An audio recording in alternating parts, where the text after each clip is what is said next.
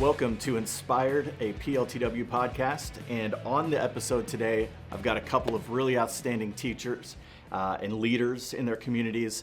And honestly, we're here to talk about something that I was guilty of as a teacher.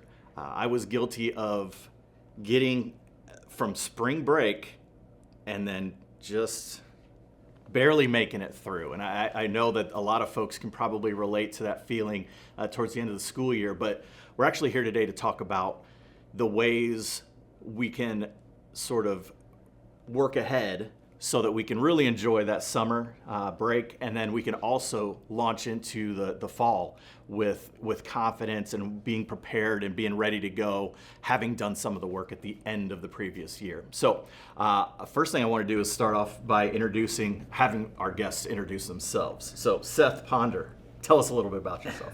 Hi, my name's Seth Ponder. I teach at Riley High School in South Bend, Indiana. Teach all kinds of Project Lead the Way classes. Been doing that at Riley for 11 years, and before that I was at Erie Middle School and John Glenn, just south of South Bend, and excited to be here, and thanks for the opportunity. Awesome. Tory Spanier, about 45 minutes west of Minneapolis in Delano, Minnesota. My 24th year teaching. I've been teaching Project Lead the Way since 2009. Became a master teacher in 2013. 7th and 8th grade, so I do design and modeling with 7th graders, automation and robotics with 8th graders. Just excited to be here, talk more about what we do and how things go to end the year. So yeah, absolutely. So talking about how we prepare and sort of fight through, trailing off at the end of a school year, I kind of want to start on, really tangible, small sorts of things and to kind of work our way out.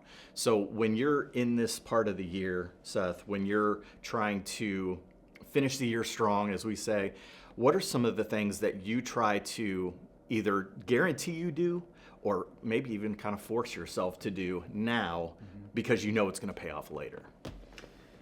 Getting ready for the next year is always fun. So I was the type of guy that was like, oh, that'll be next year's problem until I realized it's next year. And so now I do my best of, if a kid says, you know what, this instructions could be better this way, or have you thought of this? So I'm always trying to get the user experience in mind and change the directions right away, especially if they're a live document or on Canvas and the instructions, and just change them so that they are ready for the next class or especially the next year. Also, you mentioned, getting them ready.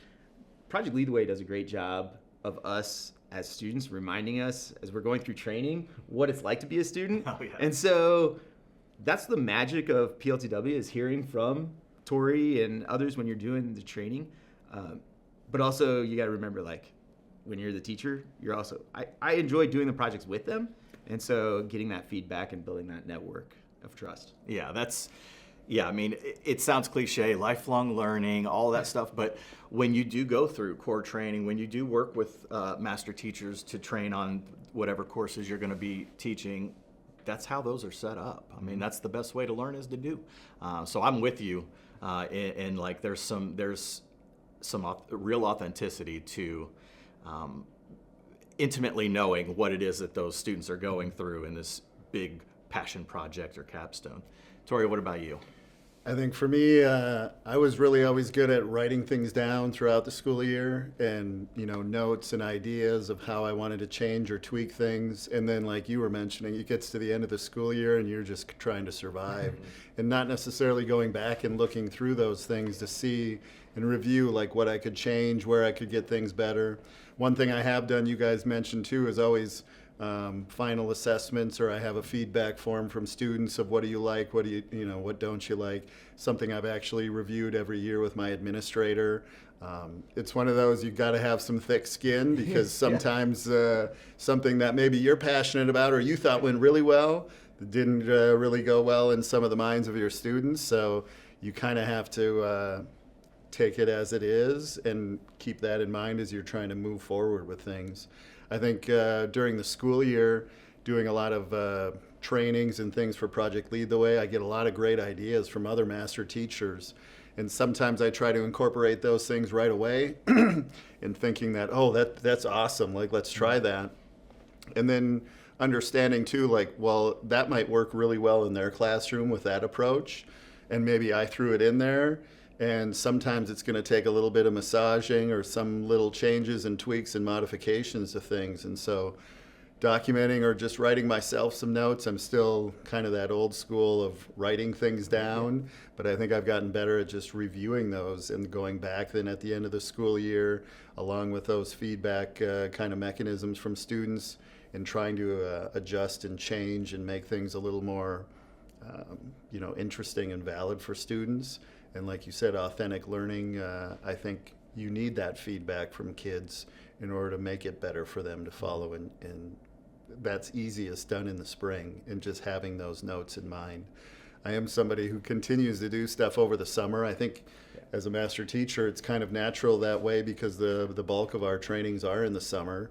And so that's where you get a lot of your other great ideas and resources. But also Project Lead the Way has done a really good job of implementing, additional things and making modifications and extension activities. Sometimes those things come up during the school year, and something that maybe I didn't see or know about while I went through a training. But again, trying to make note of that and going back and reviewing some of those things at the end of the school year, and helping plan ahead and go forward of, well, how could I incorporate something like with that? I think robotics, the latest one has just been drones. There's been more of an interest in that. And so kind of back of my mind thinking, well, how could I incorporate, or what could I do? And then come to find out there's a special ed teacher down the hall. Well, her husband works in agriculture, and now he's flying drones. So now it's spending some time picking her brain about what he does and how his job works and things. And then another master teacher actually has a drone team. So, okay, what kind of drones are you using in your classroom or with your team? And then talking with others about what they're doing. And so you kind of slowly piece all of that together. And that just takes time. And I think, like I said, making note of that and kind of moving through it that way. And now I'm kind of at that point where, okay, maybe I'm ready to take a bit more of a plunge into it. I've experimented a little bit with it, bought a couple of them, have students play around with them a little bit, but maybe moving forward then more full scale with incorporating some more of those kind of activities. Yeah, the tactic seems simple. Write things down, right? Tactically, it's just like when something comes up in the course of the year, I got to make a note. So when I was in the classroom, and I guess it's still the same now, it was always paper until there was some other kind of digital paper, and then it was like a Google Keep note or whatever. And so now, to this day, those things all get dropped into, in my case, a OneNote. And it's like a cache of I need to revisit. The advice, the takeaway is write it down when it happens, because it's gonna fly out of your brain by the end of the day if you don't. Not because we're aging, but not because of that, but because it's the reality of the world. You got a lot going on when you're teaching, and there's just so many things. But I think what you're talking about is being deliberate about that, but then revisiting the action items that come from it. You never know where you're going to be able to write something down when you have a thought. And then, like I said, I would always write things down, but then, fail to revisit or go back and look. And so that's where that kind of started for me. And I think everybody has their own way. Some people are digital. For me, I find it best if I physically write things down, because it helps make more of a mental note in my own brain and going back and revisiting that again. Whereas digital for me doesn't work as well because it gets lost in a file. And that was another thing I was going to talk about too, is cleaning out your Google Drive or whatever it is that you have your files saved to. I think that's another big one where, as a teacher, I'm kind of a hoarder of things. Mm-hmm. And especially if you go into my drive or my hard drive, and there are things that I have saved from 25 years ago or whenever I took a training here that maybe I just need to clean out and help organize. That to me has been something good to do in the spring, because then when I come back, all of my things are a little bit more organized, refreshed, creating folders of things that I did use during the year, and maybe letting some of those other things go and moving on from them that way has been helpful that way. Yeah. Spring cleaning, right? I mean, my Remind app is probably my most used app as I'm driving here and telling Siri, hey, remind me of do this, and it's the same thing for school stuff. Right. Yeah.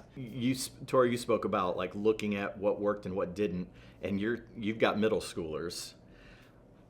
So when you're sort of, I think middle school is a challenge. I taught 6th and 7th grade for a bit. I feel like there's an extra level of a need of engagement at this time of year with that group of kids, probably a little bit more than high school. Maybe. Am I? I taught middle school for 10 years, and I've aged a little bit, and I'm glad I'm at the high school level. Yeah. What's your experience in working with middle schoolers at this time of year? What are some things that you think work maybe better at this time of year versus maybe in the fall? Right. I think for us, a big part of it is just the curriculum itself. It's an engaging curriculum, especially with the revisions and things to like automation robotics with build guides and things. That makes and lends itself a little bit more to not everybody listening to me. I think in part, as a middle school teacher, you have to have a bit more patience and understanding in terms of behaviors and other things that maybe are going to go on in a lab setting where, kids are building, they're going to have some side conversations, there's going to be some distractions, but just by using those facilitator kind of moves of close proximity, walking around, sitting down with them, showing them different ideas of, well, maybe you should try something like this or doing things like that. I don't think it's really a whole lot different in terms of engagement from fall to spring. You do notice a bit more squirreliness and things that perhaps kids are ready to move on and be done, especially after things like state testing. Yeah. So for me, it's just having other engaging kinds of activities. We do a lot of 3D modeling for Tinkercad in 7th grade, and I've tried to continue to find different opportunities, tutorials, things that they can follow at their own pace. Sometimes kids will just need a break and be able to step away from something, and having more of a tutorial or a video that they can pause and go back to and watch, but then having options of things that they can choose from that maybe they would like to do, as opposed to trying to force them all to do the same kind of thing. And again, that's a big advantage of just being a master teacher, is picking some of those things up from others who are doing some of the same things. But then also during the year of just keeping your eyes and ears open for other opportunities, other things that you stumble upon, whether it's through social media or other avenues where, that would be a really good idea, or that would be cool to try and incorporate something like that. And just trying, for me, spring is a good time to test those kind of things out, and just throw them out there and see what the kids can do. And I'm really fortunate to have a supportive administration. I feel like, they're pretty cool with me trying some different things and new things with students in the classroom. And then from there, like you say, you can take the summer to kind of reorganize how things went and your thoughts, and go back then and try to pull it off and add that to your tool belt, add that to your options of things that you have for kids. But yeah, there's a lot of things at the end of the year that we have to get done, but we always want to give the kids the experience and the authentic experience like you were talking about. And so I've found that if I create an assignment that says, hey, we want drones in our school, how about I invite the South Bend Fire Department to come in, their drone team, and talk to the students. And so then I was like, okay, that's another email that I had to create. Wait a second, what if I had them ghostwrite an email as an assignment to do that? Now they're getting their writing practice and things like that. And so one less thing for me to do. So hopefully the students don't listen to this podcast. But but also giving them ownership of it, the entire process, right? So and it's a lot harder for a grown-up to say, sorry, we can't make it, to a student. And for me, it's like, no. we're Sure. busy, right? Yeah. But Yeah. when a high school student or a middle school student send an email Right. that we help and go through the writing process, then Yeah. it's really good. It's also, you mentioned, having the trust of your administration is huge. Yeah, and I love that you brought that example up because, we talk about project-based learning, and I think a lot of times folks that don't live that don't really grasp what that means. I think a lot of times folks think project, they think big things to build and so forth. And, you make a great point that there are multiple literacies that you're able to help students refine through this concept. So like with the drones, like, okay, we're going to bring in experience from outside. That's networking. We're going to get to that in a minute. I love that it's like, you're being self-deprecating and saying, well, I didn't have to write the email. I had them do it. But the truth of it is, the real truth is that that's authentic learning that they need. Mm-hmm. They need to be able to fashion an email in a formal voice to a community stakeholder, and you're not an English teacher. Right. So you're hitting the literacy in your PLTW courses, and your English teachers are hopefully thankful and grateful for that. And that's, as an English teacher, I was trying to do kind of the opposite. At the end of the year, to your point about being engaging and trying new things, I agree wholeheartedly. Spring is a great time to be like, oh man, I saw this really cool thing. Let me see if I can pull that off. Because they've got all of that content knowledge that you can build from. And so for me, you're going to laugh at this. For me, I was in an English class teaching, grammar and mechanics, which everybody loves. Everybody loves parts of speech, punctuation, all of that. Language conventions are a party. And so diagramming sentences. Yes, everybody loves that. So, knowing that I really needed to hit that stuff at the end of the year again with my students, I took some of what I learned from our tech experience, and I was like, okay, spheros. Mm-hmm. You got the spheros. So I had kids, and this was a great spring thing because it was building on prior knowledge, but it was also fun for them. They were diagramming sentences with the sphero, big, huge sentences on the floor. And they would code the color to change for each part of speech throughout the sentence, or each part of the sentence, subject, predicate. Okay, now we're going to do, where's the verb? And it's going to be pink, and that kind of stuff. And so, it was hilarious to me because I was, you guys know this better than anybody, I was fooling them into learning. I was like, I'm a magician. But I think that your point about, trying those things, trying what you see, and adapting it to your students and their knowledge base and their experiences throughout the year is super important. It also keeps teachers, it keeps you engaged, right? Like, oh, I got to get to this lesson again. Boring. If I ever have that moment, I think if you guys ever have the moment where you're like, oh, I'm dreading this module, you're probably not going to, you're going to do something with it so that you're not dreading it. Right. Mm-hmm. With that flexibility. Seth, you said something to me a few weeks ago. You're like, PLTW is not a script.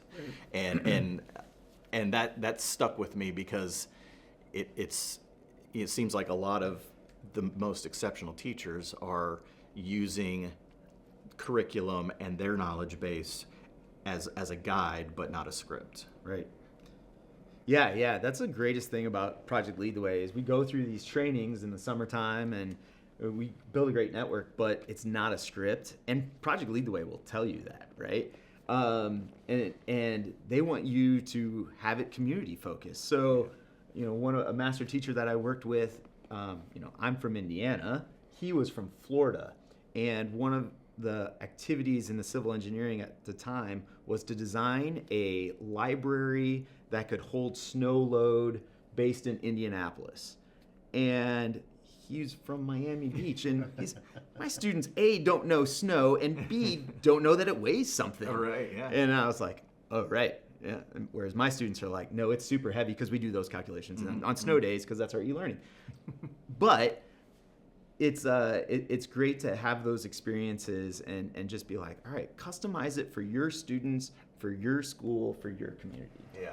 I think that's one of the things I've taken away during trainings too of, you have community through Project Lead the Way, and there's a lot of people that share some really good resources. I know there's other groups out on different social medias where people share things.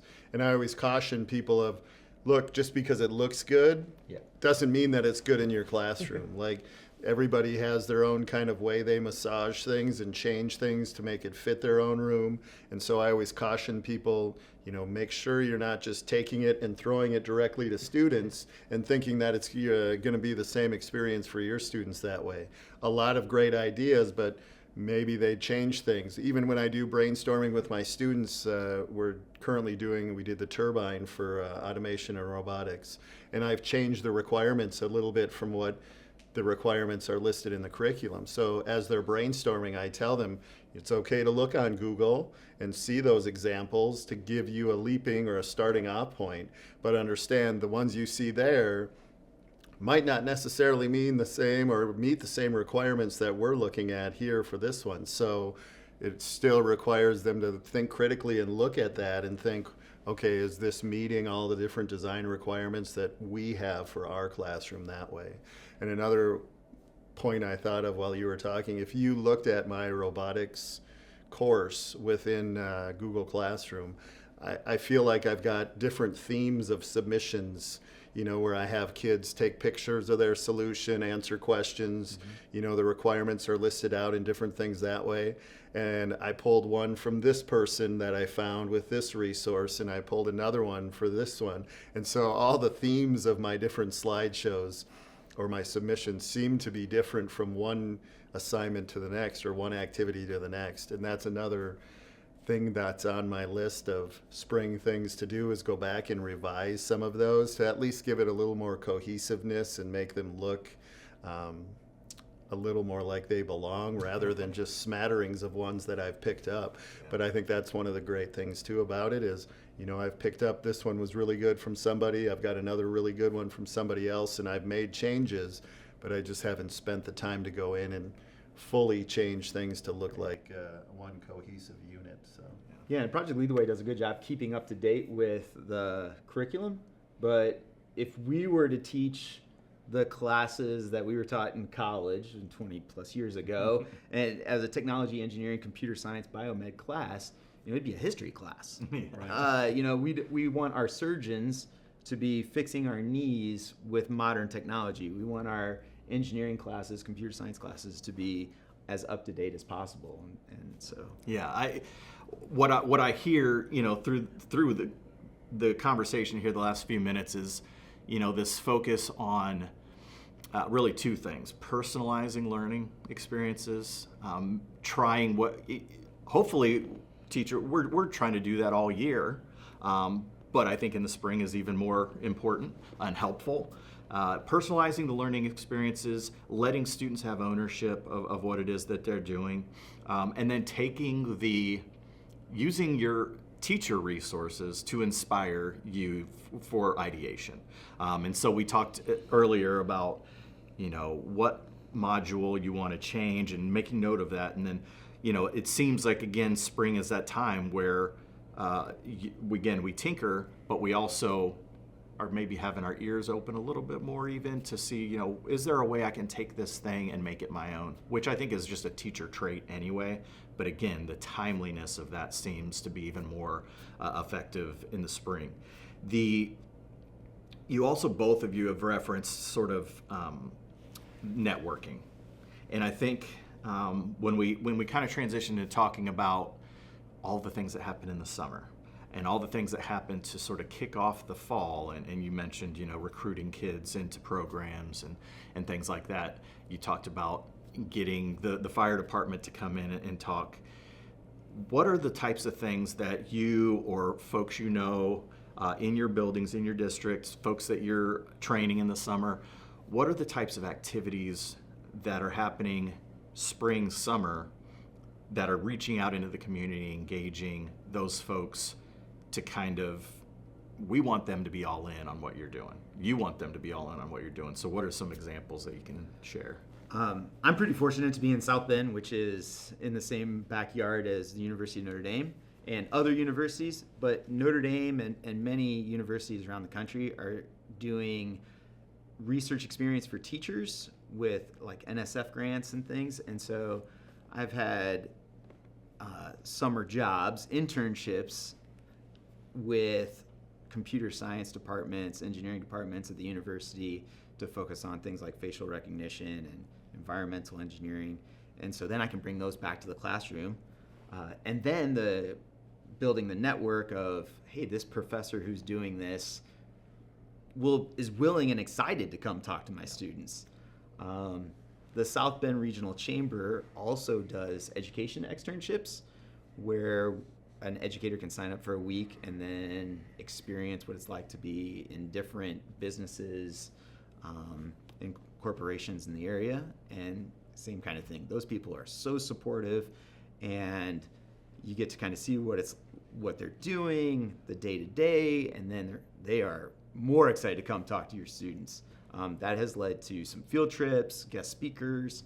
So I'm very fortunate in our area that we get supported by not only our corporation, but also the outside community too. Yeah, and I see a lot of that. I'm on the internet entirely too much, as you well know, but a lot of what I see coming out of South Bend and out of Riley is a lot of community engagement, events, and lots of content that just clearly shows, the sort of it takes a village sort of mentality, and that's what those experiences bringing folks in and then going out field trip wise, those are the things that are ultimately really impactful for those students when they really do get to visit a manufacturing facility, and that's something that they've been learning about and they see it firsthand.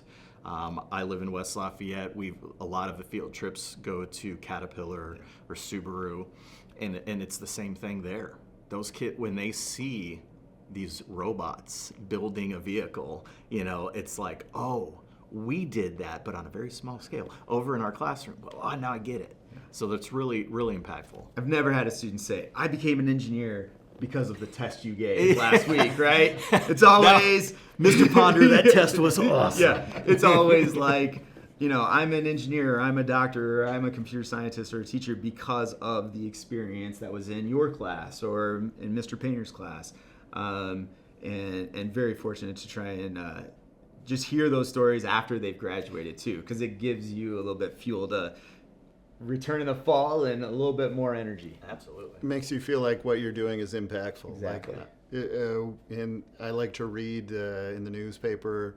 I often lose touch with some kids being in 7th and 8th grade. Yeah. But then you see like the graduation notes and things and how many kids are going somewhere for engineering or somewhere, and you just feel you were part of that. You were part of maybe planting that seed that got them interested, or maybe they had fun doing different things within your classroom that kind of helped motivate them or at least steer them in that direction in thinking about maybe that would be a career choice for me. The story I tell kids is I never knew what an engineer was. An engineer was a person who drove the train. Right. And they'll laugh about it. Yeah. They're like, what? But I said I was always really engaged in sports, and sports was a big motivator for me. And I wasn't terrible at math. I wasn't terrible at science. But if you would have maybe told me that, hey, there are careers in engineering that are related to math or that are related to sports, make a golf ball fly straighter, or basketball shoes that are more supportive, or the whole stadium experience. I talk about things like that in terms of engineering. I never really thought of that. Nobody planted that seed for me. And so I try to at least give them that thought of whatever it is that you're interested in, there's a career in engineering for you. A female that I reffed with, she is a chemical engineer, and she works for L'Oreal creating cosmetics and other things that way. And so I try to bring those experiences in for kids because they see it one way, and you're trying to give them other ideas of, well, no, it's not just about that. It's not just about the metal shop, the wood shop, those kind of a little more tech classes that way. There are other areas in engineering related to that and things that you're interested in that way. And so For us, it's a little bit different at the 7th and 8th grade level. They've done things in the past of like bringing kids to the wastewater treatment facility. Yeah. That was always a real popular one because kids would come back like, "Oh, Spanier, you wouldn't believe what we saw." I'm like, I can imagine. I don't need to hear details, but that gets them thinking about, oh, well, civil engineering, and that has to go somewhere, and there has to be a system in place of how that's treated and taken care of. And so, again, all of those community kind of experiences, whether it's guest speakers that are coming in. I think our high school does a good job of bringing people in the spring because you've got a lot of juniors and sophomores who are maybe starting to think about and thinking ahead to what am I going to do for college. And those can help guide students in a direction that's suitable for them too. Job fairs, things like that. And, we have a board in our high school of job availabilities, internship opportunities, those kind of things that are helpful for kids that way too. And all this experience gives kids not only for college, but military and trade. This is just what all the kids have opportunities for. Right. Yeah, you talking about sort of the different job opportunities that, we use the term career-connected learning. And I think what makes that extra valuable is like, yes, our curriculum has references to careers that are, guiding students. Oh, you're in a gateway class, so you're learning about some early engineering stuff. Here are some careers that may be interesting. But then it's you guys, it's the teachers that can take the network, the community, all of your knowledge, and almost add even more array or variety to what's in the curriculum, to your point about it not being a script. Because now we're talking about chemical engineering, but in cosmetics. That kind of stuff where it's like you're gonna catch some students that go, "Oh, I did not make that jump, and that sounds awesome," right. Which is awesome. Seth, talk a little bit about you just had, what was it, the innovation fair? Yeah. So talk a little bit about that, because I saw a little bit on social. I know that you were extremely busy recently with it.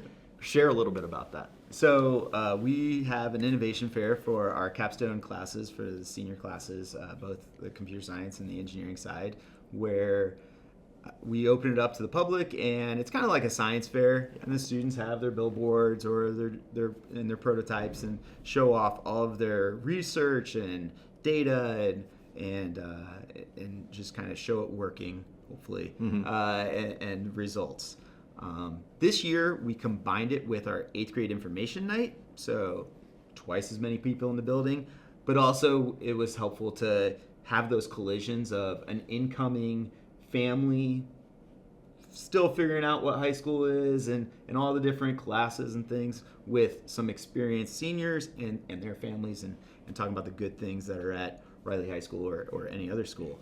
And you kind of mentioned teaching middle school.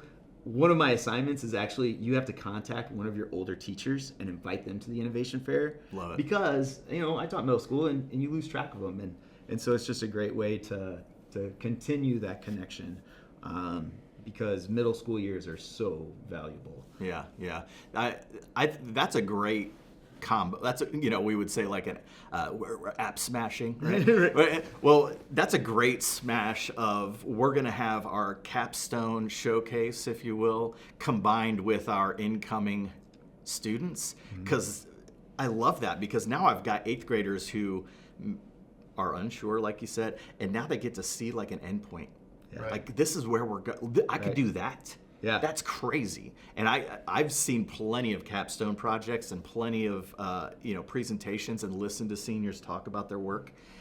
I've talked to juniors who have patents on things that they've created, and my mind is always just completely blown by that. So I love that combination of those two nights that almost every school district is going to have, but putting them together. Right. And that was like we finally realized this.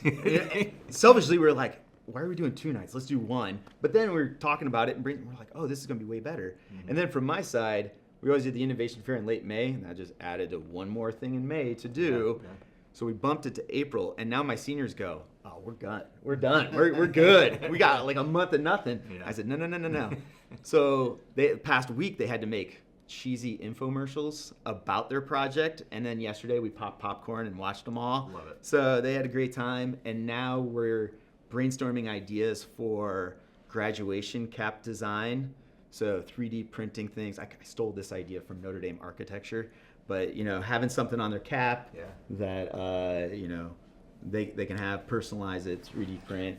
Well, and I think what you were talking or speaking to before is now that 8th grader kind of has that vision, but they also can make a connection with those students. And depending on, the size of your school and everything else, I'm thinking for us personally, it would give that connection when they see that student. Maybe they see them in different classes, or they see them in the hallway and think, all right, maybe I can pick your brain. Like, what kind of classes did you take? What kinds of things did you enjoy doing? And it just helps those 8th graders as they get into high school kind of give them another idea or give them another connection of where they want to go. And that's a great idea. Really good stuff. Coming into the episode here today, I wanted teachers to be able to, and building leaders, frankly, too, and site coordinators. I wanted people to be able to take some idea, big or small, and consider it as they finish out the school year and get into summer. And I really think everything from being deliberate about writing down ideas and acting on them. Something as simple as that, but it's a lot more difficult than it seems. All the way through these large events that, frankly, every PLTW building is often doing some kind of showcase, whether it's capstone or not. But then just something as seemingly simple as like combining those days, those two events, makes it a much more profound overall event. Things like this that I think anyone involved in a school district can take and apply and be like, yeah, we want to try that. As you guys have been talking today, I mentioned the personalization of things and the sort of the teacher mentality of massaging something you see and making it your own or making it what works best for your kids. I used to coach soccer, and I used to go to the IU soccer coaching symposium every year down in Bloomington. And all these coaches from around the Midwest would go to Bloomington and watch the IU men's soccer team do drill work. And the coaches would teach us how to do these drills. That's always stuck with me because then I went back to my high school where I was teaching and coaching, and I learned very quickly that this drill looks a little bit different with elite Division I athletes than it does with my freshmen, sophomores, juniors, and seniors. And that was a really great sort of connection to what you guys have been talking about in my head, because it's like, take the idea about the caps from Notre Dame engineering, take it and make it something that can work in your environment with your kids. So it's like you're constantly doing some like chemistry experiment with what's out there to make something that's going to be great for your kids.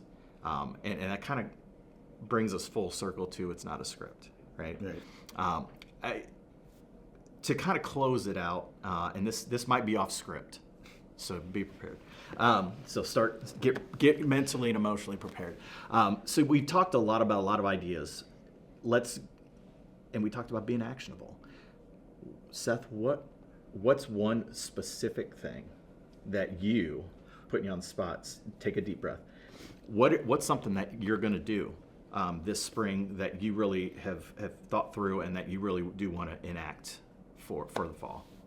So one of our capstone projects is a senior Samara is doing an excellent job working with the theater department and the drama team, because every year they have to reteach someone how to do the lighting for the plays. Oh, yeah. So Samara, has been talking friendly with the drama teacher at the beginning of the school year and says, could you design a tutorial to do this? And I was like, that's your project. If you want it, right? Yeah. Let's pull some passions. You want to get into theater lighting or concert lighting, and now that can just go all kinds of different directions. And so this weekend, they're doing the play. She's done all of the lighting for it, and then one of her deliverables is just a book and some documents of kind of how to do the basics, what switches do what, so that next year that person coming into lighting will have a good starting point. Yeah.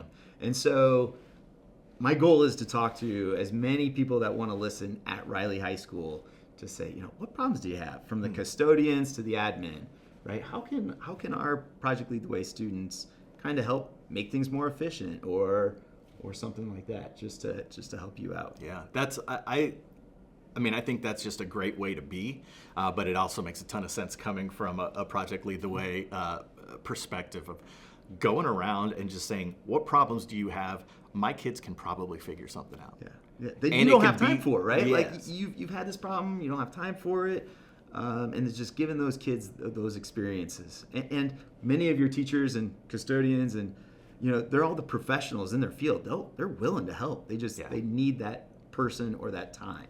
Yep. It's we say there's an extra set of eyes. Yeah. So they're the content expert.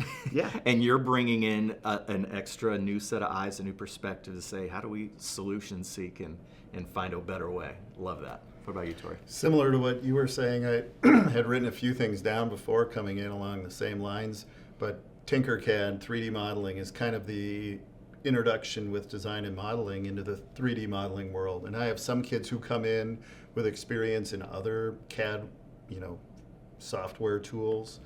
So for me, I was thinking, instead of utilizing the tutorials on Tinkercad, which is pretty basic and easy to utilize as a teacher, how about taking and having students create their own tutorials and having them reuse those?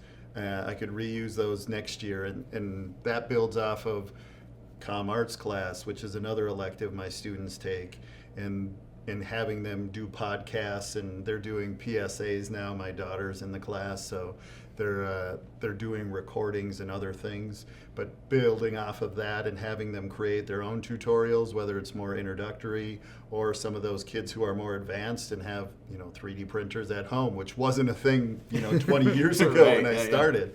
But I've got a lot of kids now that are way more advanced, and there would be a benefit to having them do some of the more advanced tutorials for other students like that in class, and just creating their own content but related to what we're doing in class.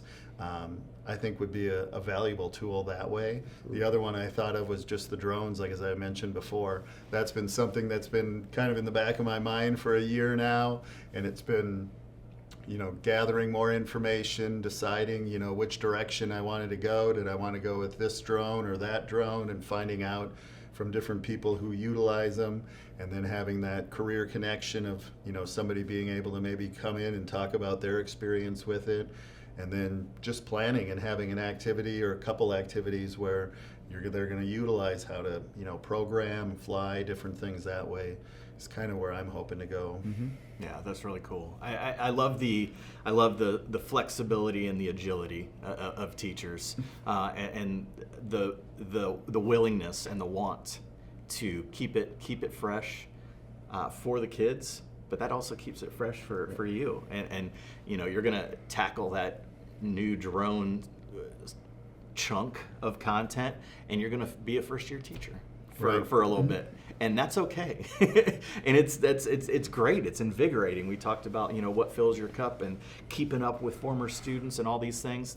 That's part of it. I think big thing, like we mentioned before, is just supportive administration. Like, to be able to feel comfortable taking that risk and not really knowing how it's going to go, and it might epically fail, and you're going to have some ups and downs with different things, but also being able to, go out and purchase some drones and find areas of grants and other things to help bring some in and make it possible. I got a new bamboo printer this year that's got a laser attachment with it. I've never done that before, but I've got students who really want to, start digging in and biting into it. So giving them the flexibility of, in our schedule to come down and monkey and tweak things. And I think that is a big benefit, is having that person in your corner that allows you to fail and allows you to, take a chance and try new things, and perhaps isn't going to be super judgmental one way or another, and just allows you to kind of work through things and make it that experience for students. Yeah, learning's messy. Right? And you're gonna do it, and you're gonna be real with the students. If you do fail right in front of them, you'll be like, well, that was a failure. Right. And the kids just think you're the expert at everything. Right. I'm like, I'm the expert in some things, not everything. Right. There's right? no way And I so- can be an expert with all of this. Right, and it's great for the kids to see that too. Right. Yeah, love that. Well, listen, we could probably stay here for another 3 hours and talk shop, but I want to thank you guys for taking time out, somehow convincing your administrators to let you be here today. I know that they value you guys a great deal, and we certainly do too. Thank you for being generous with your time and your expertise. I want to thank everybody for tuning in today to Inspired PLTW podcast. Hopefully something you got today is going to help you sail into the summer and then be ready to go in the fall.